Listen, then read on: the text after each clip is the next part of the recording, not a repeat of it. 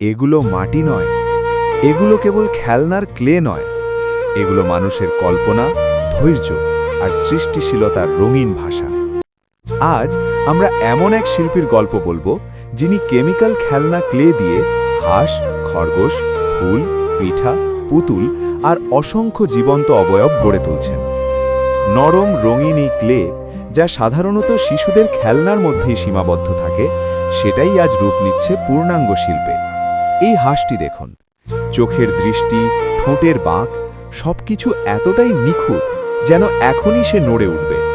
এই খরগোশটির মুখে লুকিয়ে আছে শিশুসুলভ আনন্দ। এটা শুধু একটি আকৃতি নয়, এটা নিষ্পাপ হাসির প্রতিচ্ছবি। রঙিন ক্লে দিয়ে তৈরি ফুলগুলো কখনো শুকায় না, কখনো ঝরে পড়ে না। এগুলো প্রকৃতির মতোই সুন্দর, কিন্তু সময়ের কাছে হার মানে না। আর এখানে খেলনা ক্লে দিয়ে তৈরি পিঠা, দেখতে একেবারে আসল, কিন্তু এর ভেতরে নেই আগুনের তাপ, আছে স্মৃতি, আছে শীতের সকালের আবেশ।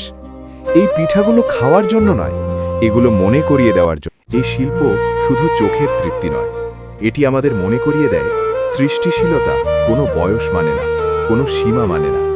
কেমিক্যাল খেলনা ক্লে, যা সাধারণত শিশুর খেলার ঘরে সীমাবদ্ধ, তা আজ শিল্পীর হাতে হয়ে উঠেছে একটি শক্তিশালী সৃজনশীল মাধ্যম। খেয়াল করুন, একটি ছোট্ট হাঁসের পালক, খরগোশের কানের ভাঁজ, পুতুলের চোখের কোণে আলোর ছায়া। এই সূক্ষ্ম কাজগুলোই বলে দেয় এটা কেবল শখ নয়, এটা একাগ্র অনুশীলন।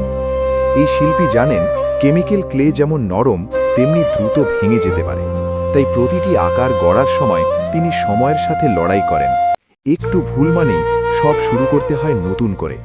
তবুও তিনি থেমে যান না, কারণ এই ক্লে তার কাছে শুধু উপকরণ নয়, এটা অনুভূতির ভাষা।